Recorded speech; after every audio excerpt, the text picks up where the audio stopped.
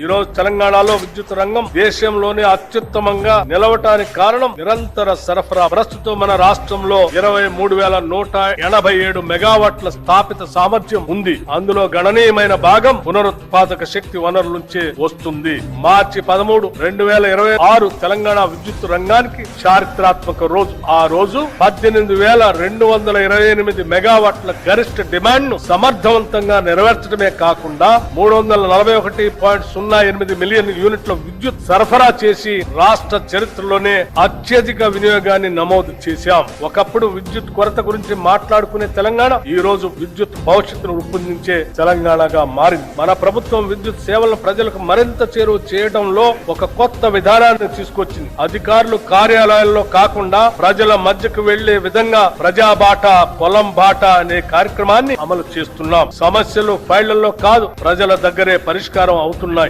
214 electric అంబులెన్సులు మరియు 24 గంటల 1912 call centre ద్వారా తక్షణ స్పందన అందిస్తున్నాం. పాలనా పరంగా ఉండే వ్యవస్థ కాదు, సమస్య దగ్గరకు వెళ్లే వ్యవస్థ ఇది.